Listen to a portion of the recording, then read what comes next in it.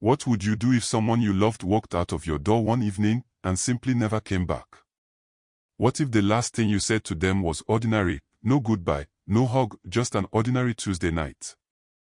And what if the people who knew where he went were the very people sitting at your dinner table? On a quiet night in Lagos, a man left his home at 9 p.m. He told his wife he would be back before midnight. He never came back. What could be lost? Everything. A family's savings. A mother's sanity. A name that would never be cleared. This isn't just a story about a missing man. It's a story about trust, betrayal, and the terrible price of hidden truth.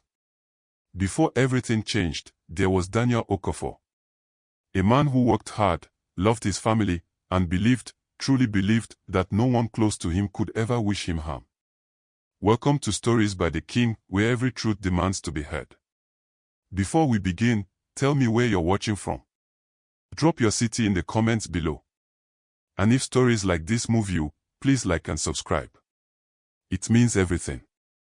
Because what happened next, no one in that family expected. Now, listen carefully. Daniel Okafor was not a complicated man. He woke at 5 every morning, made tea before his wife Grace stirred, and left for his fabric shop on Lagos Island before the roads turned into madness. He had built that shop with 15 years of patience. It was small, barely 3 stalls wide, but it was his. Every bolt of cloth on those shelves had been touched by his hands. He knew the weight of each one. His customers trusted him the way people trust a doctor, without question, without hesitation. In this part of Lagos, Daniel's name meant reliability. Grace always said he worked too hard. She would say it with love, stirring the pepper soup that waited for him every evening, their 2 children already bathed and in bed by the time he arrived home. Their life was not rich. But it was whole. It had the quiet dignity of a family that had scraped and saved and chosen each other every single day. That Tuesday evening felt like every other evening. Daniel came home, ate, played a short round of Ludo with his son Michael, then sat quietly watching the news. Grace assumed he would fall asleep on the couch as he often did. She was wrong. At 8:30, Daniel's phone rang. He walked to the balcony to answer it, his voice low, his back turned to the living room. Grace noticed this. She did not know why, she had never had reason to notice before. But something in the stiffness of his shoulders made her look twice. He came back inside 5 minutes later, wearing his jacket. He said he needed to step out. A business matter. A supplier. He would be back by midnight. Grace asked if everything was all right. He smiled, the same steady smile she had trusted for 12 years, and he left. By midnight, he was not back. By 1 in the morning, Grace's calls were going unanswered. By 2, they were going straight to voicemail. She told herself he had probably stopped to see his older brother Samuel. They sometimes had long conversations that ran into the night. She lay in bed, staring at the ceiling, listening to the sound of cars outside and the distant bark of a dog. She prayed quietly. She told herself not to panic. Daniel was a sensible man. Nothing had ever happened to Daniel. But the ceiling offered no comfort, and sleep would not come. By morning, the phone was still silent. Grace drove to Samuel's house before sunrise. Samuel opened the door in confusion. He had not seen Daniel since Sunday. The moment Grace's eyes met Samuel's, something broke open in her chest. She didn't cry immediately. She simply asked Samuel to call the police.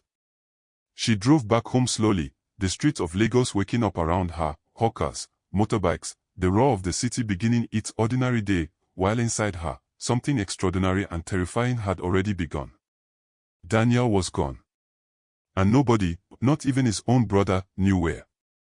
The police on Lagos Island were not unkind, but they were overwhelmed. They took down Grace's report with a calm that felt almost reckless, as though missing men were as routine as potholes.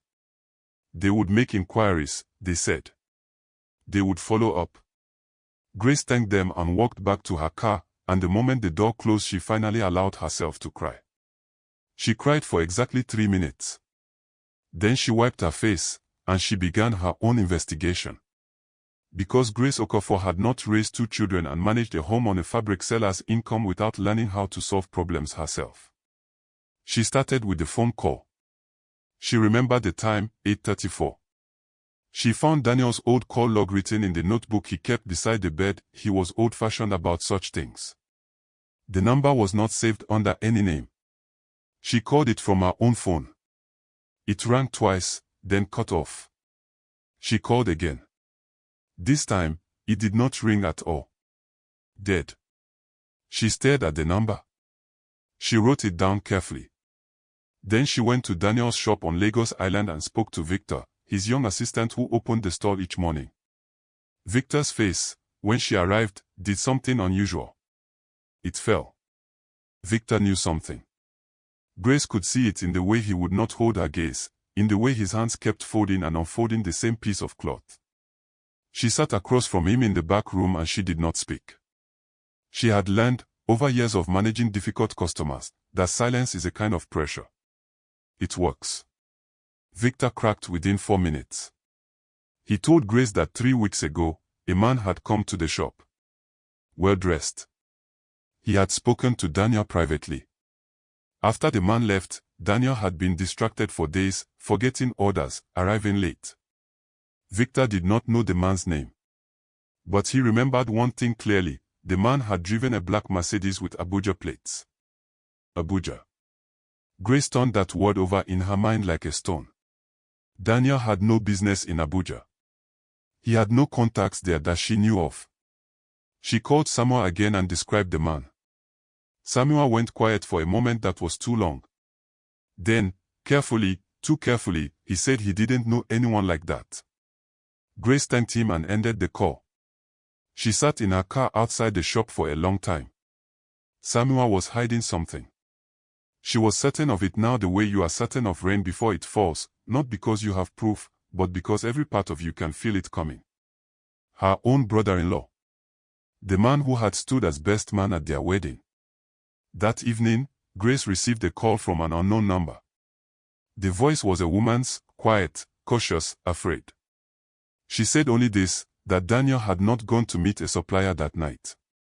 He had gone to meet a man named John Adeyemi, a land developer with connections to a fraud network.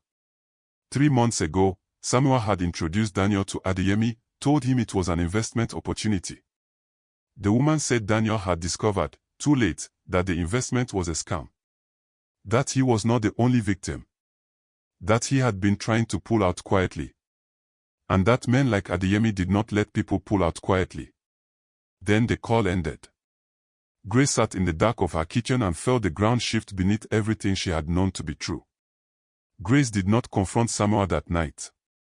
She waited. She gathered herself the way a person gathers wood before starting a fire, slowly, deliberately, without rushing. She contacted a journalist friend, a woman named Esther who covered financial crime for a Lagos newspaper. Esther had heard of Adeyemi. More than heard, she had been investigating him for months. A land scheme involving 47 victims across Lagos and Abuja. Investments made in good faith. Money transferred and vanished. And at least 2 men who had raised complaints and then quietly disappeared. When Grace heard this, the word disappeared entered her body like cold water. She understood now what she was truly facing. Together, Grace and Esther pieced it together. Samuel, struggling under debts that Grace had never known about, had been recruited by Adeyemi's network to bring in new investors. Trusted people. Quiet, hardworking people who would not immediately raise suspicion. Daniel had been brought in as one of them. He had invested 200,000 naira, money that Grace did not know they had, money Daniel had been saving secretly for their children's education. When Daniel discovered the scheme was fraudulent, he confronted Samuel privately. Samuel, terrified and trapped himself, had told Adeyemi.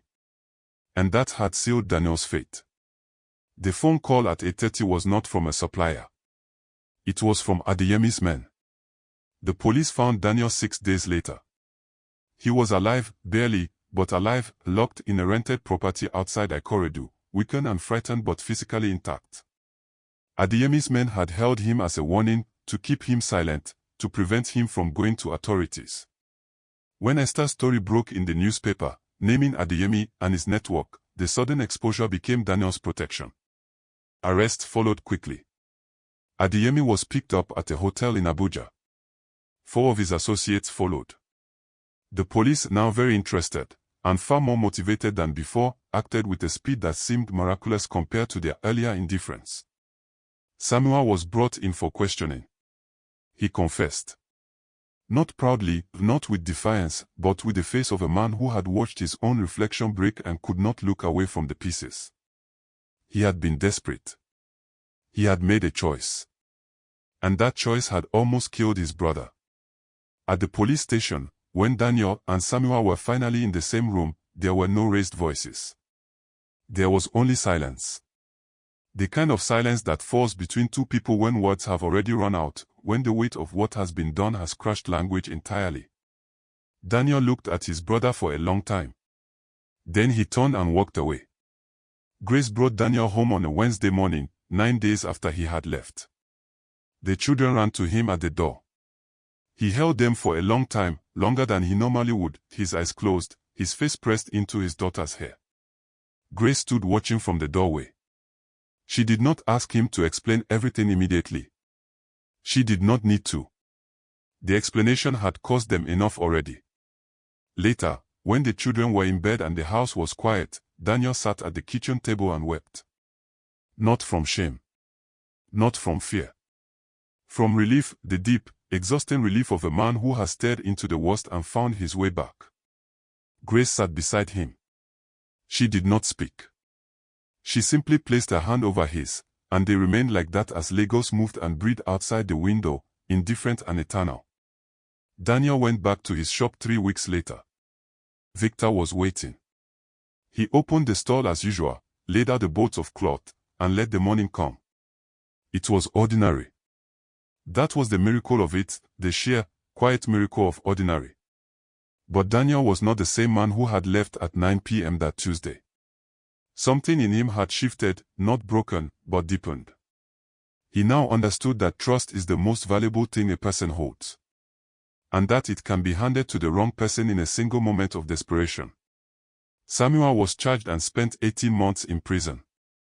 The relationship between the two brothers never fully healed. Some betrayals do not heal, they simply become something you carry. Greed does not announce itself. It arrives wearing the face of someone you love. And by the time you recognize it, the damage is already done. What would you have done if you were Grace? Would you have forgiven Samuel? Let me know in the comments. And if this story moved you, if it reminded you that truth always finds a way out, please like, share, and subscribe to Stories by the King. Your support keeps these stories alive. This is Stories by the King, where truth hides in silence until it is finally heard.